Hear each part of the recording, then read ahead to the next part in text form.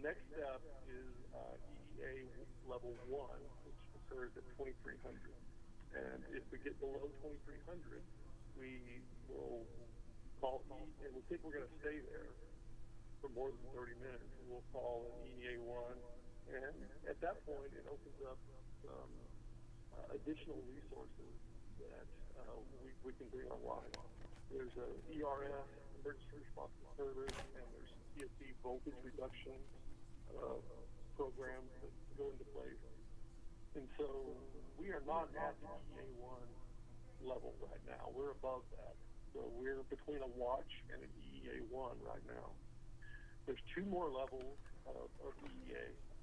There's an EEA2 that's at 1750, which is more severe, and EEA3 at 1375, which is the most severe. But we don't go into load shed until we get down to 1000. And so going into EEA1 is it's a process, it's a step. It is closer to a load shed than a normal operating day, but it doesn't mean that a load shed is imminent. Got it. And can you clarify, is there any expectation of, or is there any possible threat of load shed this evening? No, there's not. We don't have any expectation of load shed this evening. We would have to have some pretty severe things happen. Some large plants fail more than one in order to get to that level. So as long as everything runs like it's supposed to, then our reserves will continue to build back up, and we should be okay. Great. Thank you very much. We'll take our next question from Mario Diaz with KPRC2. Please go ahead. We're going to go ahead and pass. Our question's been answered already. Thank you, sir. We'll go next to Reese Ochner with the Texas Tribune. Please go ahead. Hello. I think the question I want you to address, please, is I've seen many customers take to Twitter and other social media platforms and say they won't be conserving energy necessarily, that they'll instead be charging devices and preparing for load shedding. And this is in part because their site, during February, there was late warnings and warnings that the load shedding would be temporary, and that turned into days. So how would you like to address this skepticism to the current messaging and this kind of denial of conservation? Well, I think this is a very different situation than what we saw during the winter storm, which was an extended event that lasted for 4 or 5 days. I mean, this is an event that's going to cause tight conditions for a few hours. Conservation during those 2 to 3 hours would be very beneficial to everyone. But it's a very different event than what we saw this winter. Thank you. And then could you also clarify, as far as the forecasted cold front, the way I'm understanding from this call, there was a cold front forecasted, but the temperatures were higher, and that's why some of this is happening right now? I hesitate to call it a cold front. It was cooler air that we expected to move across the state. And as that cooler air moves across the state, people use their air conditioners less. Of course, if you're in San Antonio and it's 80 degrees and you're using your air conditioner, I mean, that's going to happen. But as that cooler air moves across the state, we'll see less load, and we're constantly trying to balance generation and load, and we're using a forecast of many different things in order to do that.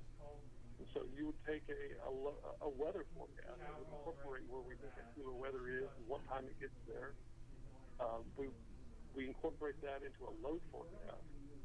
So that's on one side of the equation, is that load forecast.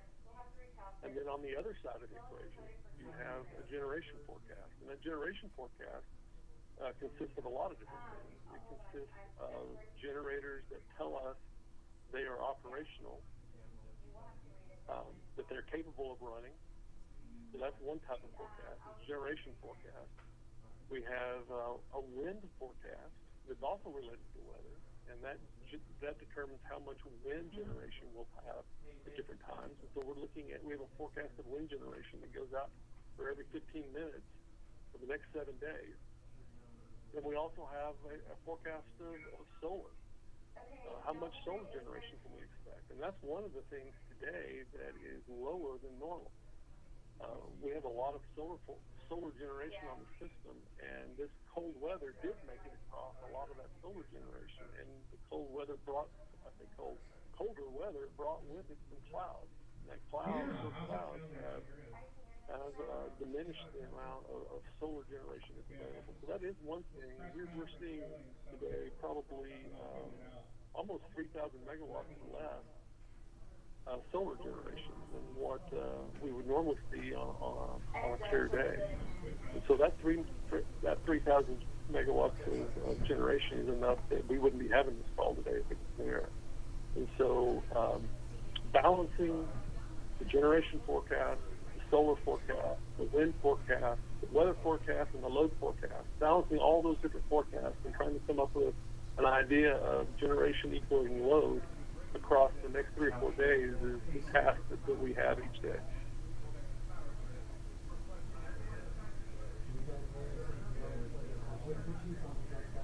We'll take our next question from Linda DeFlores with Fox 26. Please go ahead. Hi, thank you. I was just wondering, with the forecast, we did notice extremely tight margins yesterday.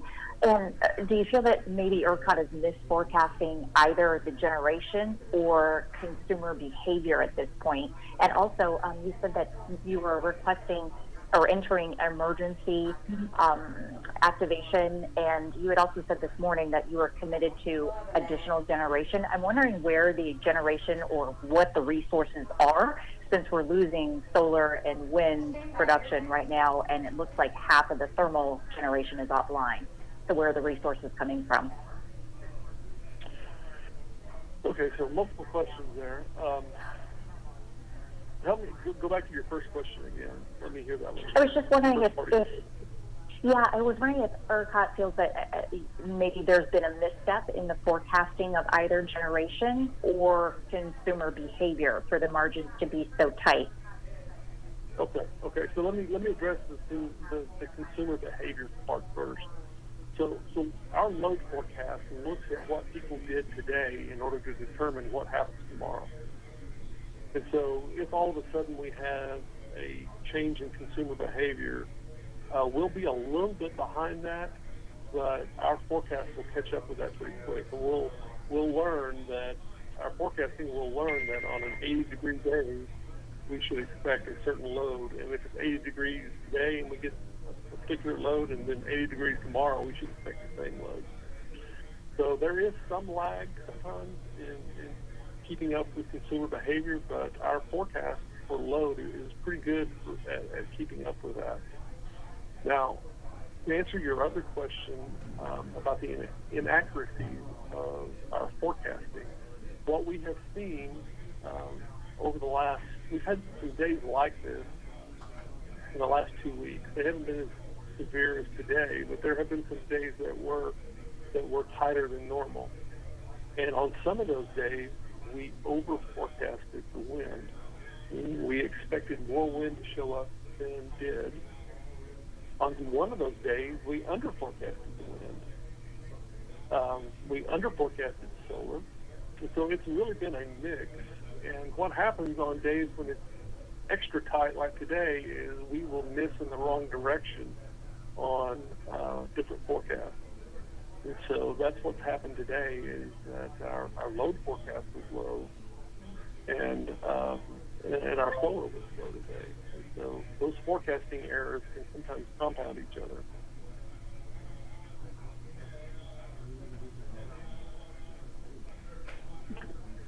Did that answer your question? Yes, it does. But I was also wondering, with the allowing for additional resources because of emergency conditions, what are the resources? Does it give you access to more generation?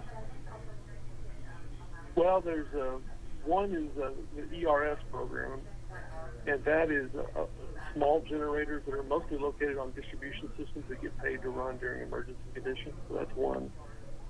We also have some industrial loads that will turn off during emergency conditions and get paid to turn off.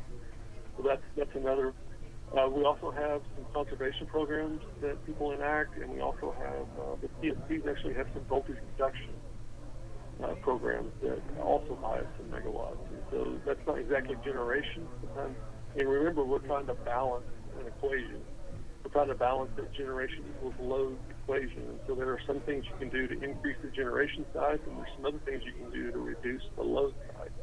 And so both are equally effective. And so the demand response and how people react to conservation is a really powerful way of controlling that balance. Thank you. We'll take our next question from Eva Parks, NBC Dallas. Please go ahead. Hey there. So concerning the 25 generating units that are down, I just want to make sure I understand that. Down for maintenance. How many are down due to the February storm? Okay, so I'm not for sure where the 25 number came from. I thought you had said that earlier, that we're currently down 25%. That's what for maintenance. 25%. Okay. Yeah. So that was kind of a rough estimate of the 25%. But none of those that I'm aware of, well, maybe some of them, but most of those are not due to damage or something like that from the winter storm. Most of the forced outages that occurred during the winter conditions had to do with frozen instrumentation or gas supply issues that were frozen. And as soon as the weather warmed up, a lot of those issues went away. So what we're seeing right now is what we see every year at this time. And it is maintenance that plants need to do in order to get ready for the long, hot summer months. Because during those months, we need these plants every day.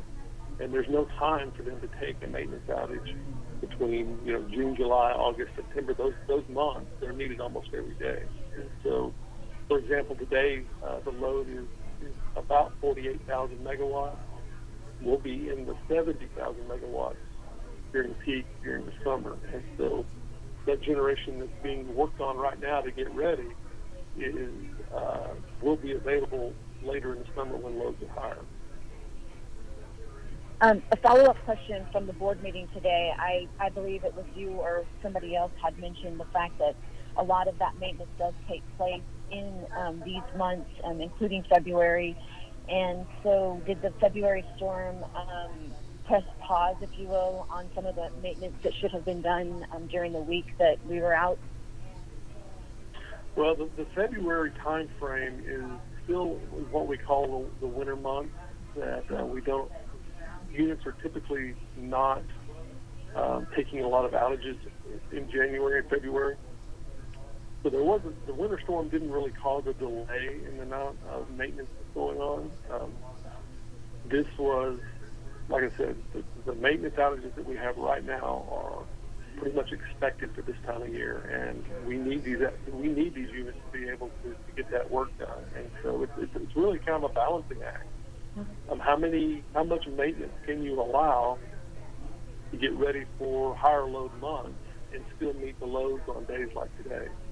And so that's the balancing act that we're involved in. And today is one of those days when the conditions are a little tighter than what we'd like to see. And then one final question. I mean, I know you guys are seeing it on your social feeds of people just asking, it's a beautiful day here in Texas. Why is this happening? And what is your basic reply to what your average person is asking today? Yeah. And people are very concerned about May coming and it being 90 degrees, and here it is, in the 70s. Right. Well, as the weather gets warmer, more and more of this generation will become available to serve that load. So that's the first thing I would tell them, is that this is the maintenance season. This is the time we get everything ready for that hotter weather. And so these are big, complicated machines that require maintenance, and you can't run them continuously without taking some time to repair things. And so that's the first thing I would tell them. The second thing is that I would go back to the balance, the forecasting. there are a lot of different forecasts involved. We can't control the weather, and our forecasting is somewhat limited in how accurate the weather forecasts are, and our wind forecasts, and our solar forecasts. And so there may be days like today where the margin is tighter than what we would like to see. Thank you. We'll take our next question from James Downing with Tower Markets Today. Please go ahead. Yeah, my question is, normally this is like kind of an easy time for kind of a power system generally and across the, not just Texas but everywhere. Should it be a sign of concern that you're having these issues in the spring when it's, there's only low loads and not many issues in places to deal with? Yeah, it's kind of, I'm having a hard time understanding your question or hearing your question. Could you maybe repeat that? Yeah, normally this is a pretty easy time for the power industry because roads are lower, and so this is a sign of concern for ERCOT that they're having these kind of issues now. Yeah, well, I guess that's a two-part answer. The first part is yes, we're very concerned. Anytime we reserve margin, anytime our conditions are dry like this, we get concerned. However, the amount of generation available to meet load today is, like I said, it's a balancing act, and we have to let maintenance occur on these units. And so we have to be able to get these units ready to run this summer. And so this is not an unexpected amount of maintenance. This is something we think units are telling us they need to do this, and we work with them to try to make sure that happens. Okay, thank you. We'll take our next question from Mitchell Furman with Texas Tribune. Please go ahead. Hey there, thanks for doing this. Does ERCOT coordinate the maintenance outages or approve them? Well, that's a complicated question. So resource generation outages that are given to ERCOT with more than 45 days notice are automatically accepted into the system. Resource outages that are submitted with less than 45 days notice will be approved, and we can say no to. And so the concept is that resources that know they need to do maintenance in the spring of 2022 will put a outage in at that point, and then ERCOT will layer in on top of that late coming outages that are also needed. And so it's kind of a two-part answer to your question. Some of them are automatically accepted. Some of them are approved. Got it. And what's the breakdown right now of the 32,000 that's offline? I don't have that number in front of me. That would take a little bit of analysis to see. We have to go back in and look at when each outage was submitted and break that down. I just don't have that in front of me. Okay. Thank you. Mm-hmm. We'll take our next question from Stephen Dial with Fox 4 Dallas. Please go ahead. Hey, Woody. I know a lot of questions have been thrown at you this evening. Really quick, like it or not, public perception and trust in ERCOT from a lot of people in Texas is probably at its lowest since people figured out what ERCOT was.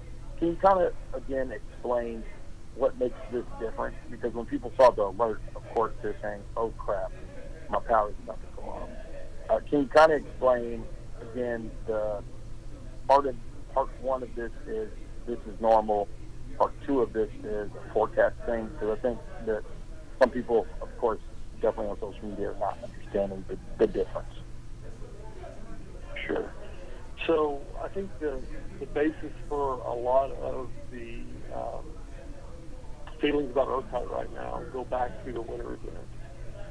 And I think it's important to remember that winter event was a 5-day extended set of extreme conditions that impaired a lot of different things, including the resources, including generation, transmission, pipelines, roads, I mean, it was a big event across a lot of different infrastructure.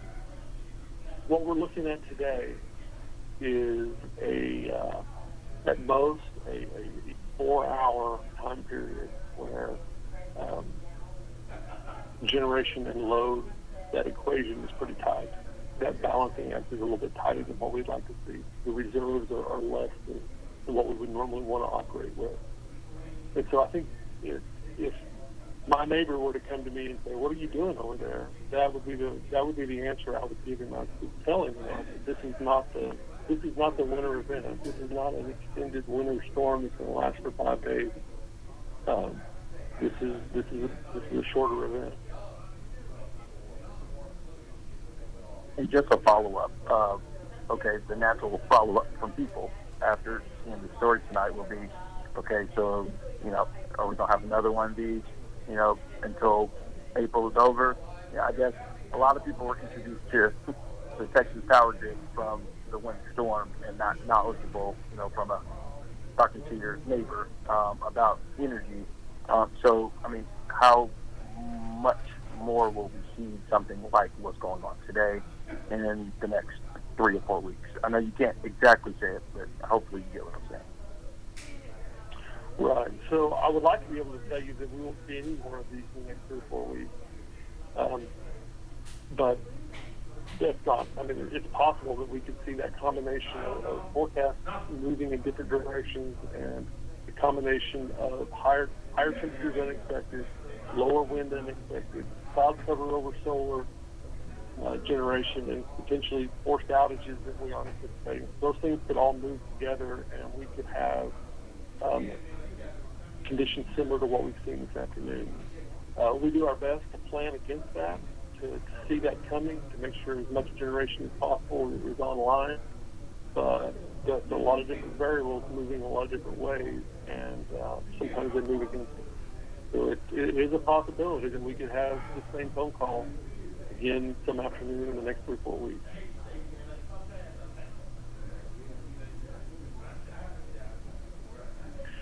We'll take our next question from Jason Whitley with WFAA. Please go ahead.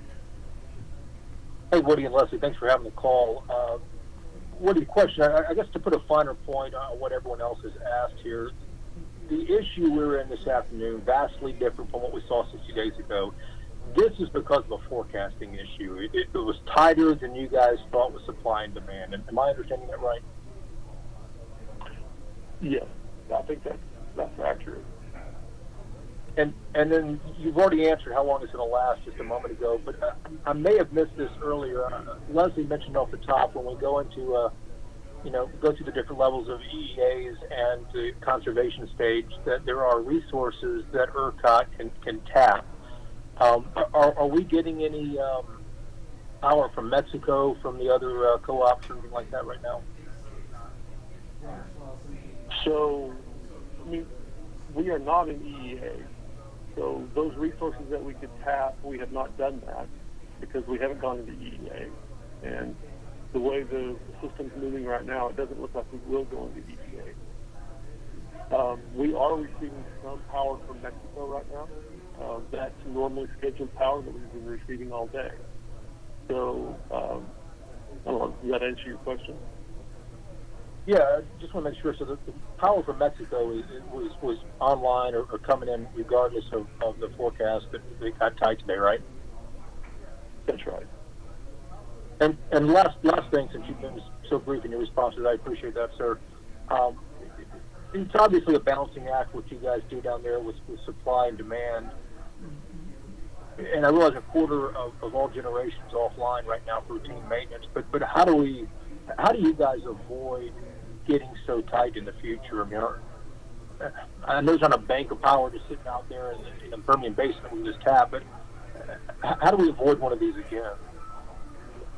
Well, we do have a process that we can withdraw approval of some generation outages.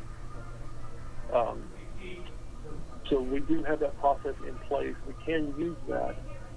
In this particular case, in order to use that process, there are some triggers that have to be met before before we asked generators to pull those outages. And in this particular case, it did not meet that trigger, but that doesn't mean the next time we wouldn't be able to do that. And so that's one safety net that we do have, is that we can, in some cases, withdraw the approval of some of those outages and get some of those units back online if we can see things happening far enough in advance. Gotcha. And just to clarify one thing from earlier, at most we can only receive, 400 megawatts from Mexico, is that right? I'm sorry, say that one more time? Yeah, just the power we get in from Mexico back and forth. At most we can only receive 400 megawatts, is that right, from Mexico? Yeah, right now we're receiving, I don't know if I can say right now exactly, but yes, that's about right. It's not Great. a Thanks, substantial amount, but we're glad to get all the megawatts we can today. Great, thank you, sir. We'll take our next question from Brendan Gibbons, San Antonio Report. Please go ahead. Hi, thanks for doing this. That 32,000 megawatts, is that entirely maintenance-related outages, or there's some unplanned outages in there? And then how does that compare to, say, last year at this time in April? So that probably does include some forced outages. I don't have that breakdown in front of me. That is probably a little bit higher than what we saw most of the time, and it's a lot of forced outages. It's about, sorry, I'm getting a note here, it's about maybe 4,000 megawatts higher than what we saw at this time last year. And thank you. And the issue of why demand is higher because of a stalled cooler front across Texas, that is just not computing in my brain why demand would be higher than forecast because of cooler weather at this time of year. I would think demand would be lower than forecast. Do you mind explaining that again? If you already did, I do apologize. I don't quite get that. Well, I mean, if you're sitting at your house and it's 70 degrees outside, you might run your air conditioner for an hour in the afternoon. If it's 80 degrees, you might run your air conditioner for 3 or 4 hours that afternoon. And when you add up all the different air conditioners in all the different cities and stuff, that ends up being extra load. And so we anticipated a colder air coming across Texas. And when it didn't go as far and it seemed to stop, then more people were stuck with warmer weather, and therefore the load was higher than what we expected. Does that make sense? I see. It's stayed in one place. It didn't move throughout the state the way you expected it to, bringing cooler weather and lower demand across the state. That's what you're saying? Yeah. I mean, those that's one of the biggest challenges with forecasting the weather is that when you see a cold front coming and you expect a cold front tomorrow, does that colder air reach Dallas and Houston and San Antonio, and what time of day does it? Because that makes a big difference in what the load is. And so the timing of the cold front, it's not necessarily seeing one coming, we can do that, but knowing exactly that it's going to hit San Antonio at 3:30, and if it doesn't show up until 5 o'clock, then we've got a little bit of a forecasting error there. So it gets down to that kind of precision when we talk about weather forecasting and what results in our load forecast. Hey, Mose. This is Leslie. I just wanted to step in. I saw your tweet about the graph that Woody presented this morning during the board meeting that showed the generation outages for this year being higher compared to last year. And so I think Woody has made clear that normally during April there is a very high number of outages, but he did also make some points in the board meeting this morning that, in addition to the already expected high number of outages in April, that we're also experiencing a larger system now, and so there are more units in our system. And while it may be a small number, there are some units that are likely still in repair due to the storm. So I just wanted to clarify that the distinction is that we would already expect to see a very high number of outages, but that there were a few other factors that contributed to the even higher amount.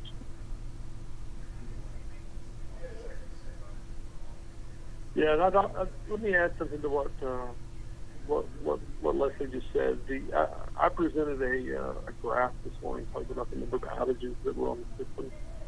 We compared those outages to the number of outages that were present last year at the same time. It was actually a graph that showed all of last year and the beginning of this year. So some information about that graph to understand. That graph represents the number of daily outages. So if you have a 3-day outage, it would count 3 times on that graph. It would count on each day there was an outage. If you had a 1-hour outage, it would count 1 time on 1 day. And so it's a simplistic way of looking at the amount of maintenance that's going on the system. Now, the other thing to realize when you look at that graph is that it is looking at both transmission wires outages and generation outages. And so the outage of one big generating unit is counted once. The outage of one single breaker is also counted once on that graph. And so it's just like I said, it's a simplistic way of looking at the overall maintenance that's going on in the system. And we would normally expect to have more outages each year because the system gets bigger each year. There's more stuff to do maintenance on. So that was the point of that graph this morning in that presentation.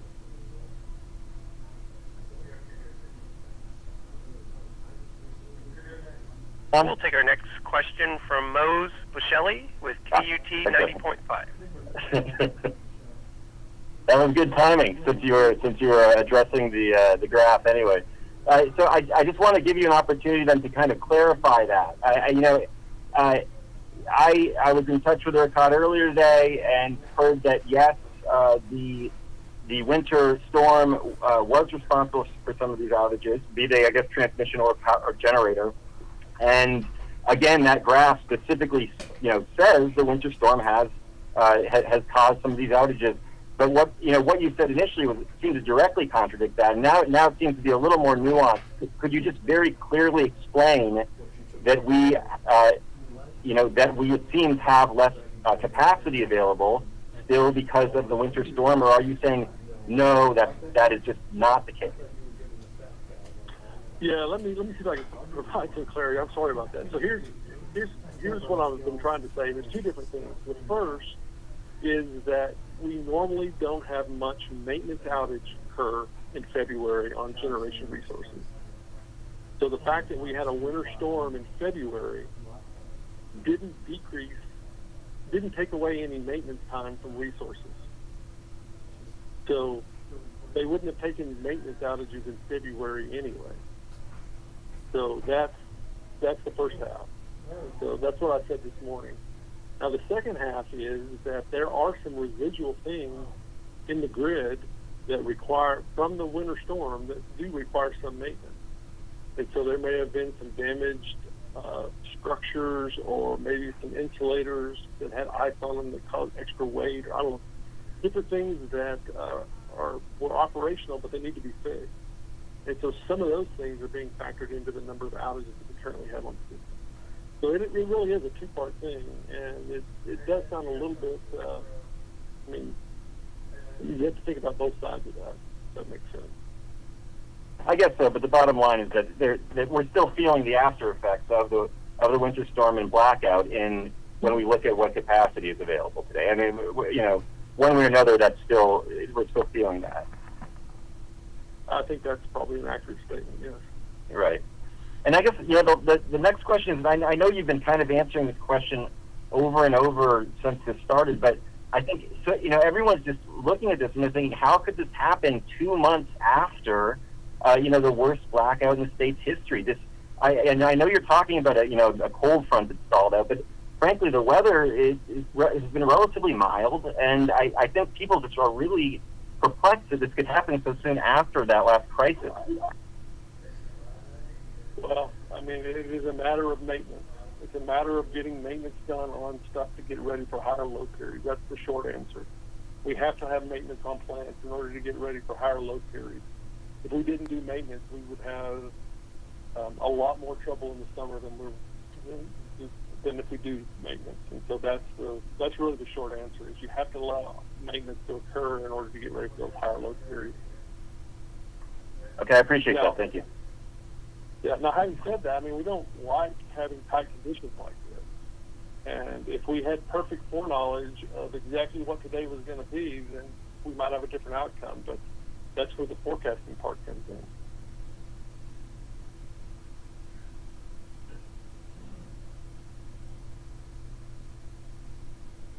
And we'll take our next question from Paul Cassie with the Houston Chronicle. Please go ahead.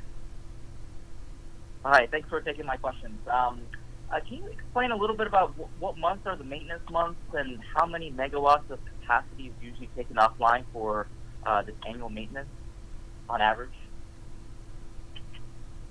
Well, between for April, we would expect to see 20 to 30,000, something like that, megawatts of generation out for maintenance. And really, the maintenance season kind of starts after February and it ends in May. So there's that time in there, March, April, beginning of May, when a lot of units are off the grid in order to receive that maintenance. Got it. And you said earlier that we're seeing 4,000 megawatts of maintenance outages above last year. And do you know why that is? Why are there more maintenance outages this year compared to last year? Is it because of the winter storm? Well, I don't believe it's due to the winter storm. When we talk about generation outages, the maintenance that's going on right now, I don't think it's due. The primary cause is not the winter storm. I do think the winter storm caused more of the transmission repairs, but not necessarily with generation. There are two types of generation outages that can occur. The two categories, basically. One is planned maintenance, and that's where units have scheduled service that needs to be done, and they have crews come in, and everything's laid out and scheduled, and then you have forced outages, things that break unexpectedly. And I think there's a mix of that going on right now.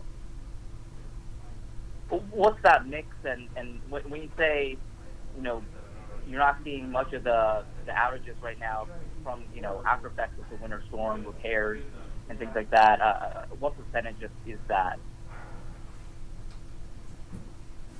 So what percentage is due to the winter storm? Right. In fact, repairs that need to be done to power plants from the ice and the storm. What percentage of the outages right now are due to that? You're saying it's a small percentage, but there's some percentage of that, correct?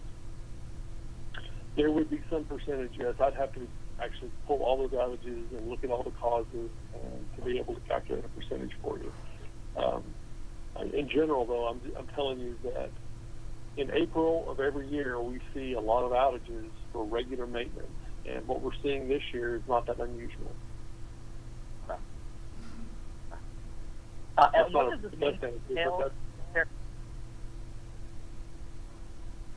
What does this maintenance entail? Prepare for the summer? Is this a routine? Do they? What exactly do they need to do? Is it so much like a sensor, for a house? Well, I think there's all kinds of different maintenance that plants do. Some of it is, something they have to do every 5 years. Some of it is maybe just annual maintenance. And, a resource owner would probably be a better person to answer that question. Got it. And has ERCOT ever been this tight on capacity, during this maintenance season, like in previous Aprils? Is this an unprecedented situation for this time, or have you had a situation like this in past years? Yeah, we have had April tight times in April before.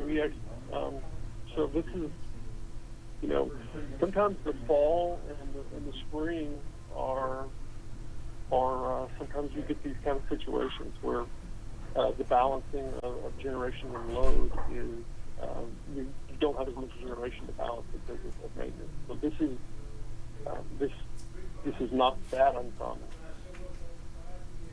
Okay. So this is what happens every year. There's maintenance that needs to be done, and we're sometimes short if the weather doesn't cooperate. Is that what you're saying? Yes. Okay. And then, I guess if you knew that there were going to be, some plants that were still kind of dealing with the storm, and I guess with weather maybe not cooperating, there's of course, you can't necessarily forecast, cooler weather, cooler front stalling, but I guess how come you don't stagger these maintenance, over this, maintenance season, I guess, is there some better way to stagger these so that we don't have all these power plants out for maintenance, planned or unplanned, all around the same time?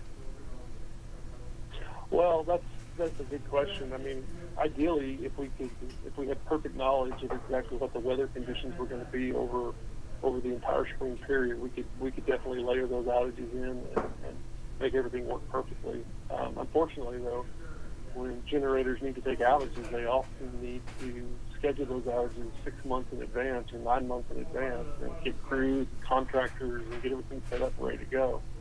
And the ability to schedule that across and understand what the weather is going to be on those days is just almost impossible unless you use the typical weather patterns for spring. And so typically, a day like today would be a good day for a lot of maintenance outages. Ladies and gentlemen, we have time for 2 more news outlets to ask questions. We'll take our next question from Scott Friedman, NBC5 Dallas. Please go ahead. Hi, Woody. Thanks again for doing this. I'm looking at your summer, seasonal assessment, and you say in there that overall power reserves are in a better position heading into the summer compared to the past few years.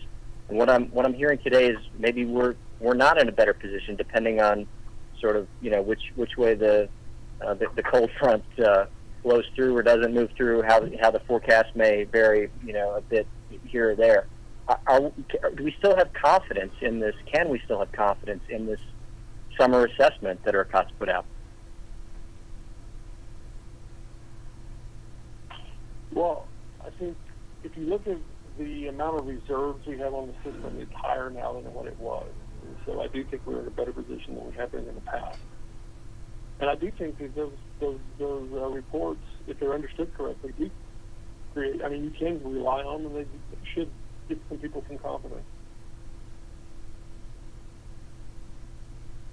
Second question I had is whether it's possible that sort of consumer behavior during the pandemic is different in a way that could be impacting this. I mean, if we got more people working at home, for example, I mean, I know the flip side of that is maybe some businesses aren't operating, offices at full capacity, but could there be dynamics that are just different right now than what we've seen in past years, and could that be somehow impacting the level of demand?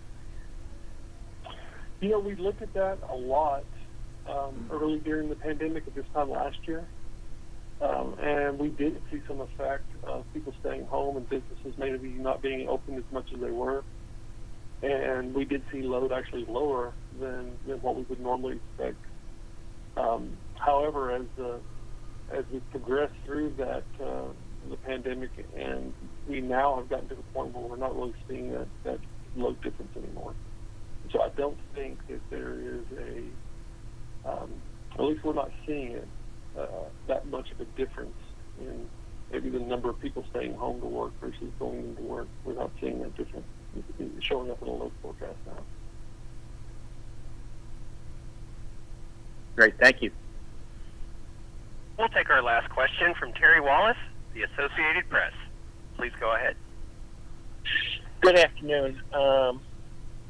Does ERCOT have access to the spot market of electricity? If so has ERCOT availed itself of that, other than, of course, Mexico? And if not, is that pretty much because of its self-contained position, and would that not impede its flexibility to meet minor demand changes? Well, we don't have connections to the grid outside of ERCOT other than our DC ties. And so everything that was available on the grid today that could run was running. So I don't know if that answers your question or not, but we don't really have access to the spot market. We don't really have access to a spot market that's outside of ERCOT other than what we can bring over through the DC ties or DC ties. Okay, thank you. And ladies and gentlemen, this will conclude today's question and answer session. At this time, I'd like to turn the conference back to your presenters for any additional or closing remarks. Okay, that will conclude our call for this evening. Thank you all for joining us, and we will continue to provide updates as we receive them. Thank you very much. Ladies and gentlemen, this does conclude today's conference. We appreciate your participation. You may now disconnect.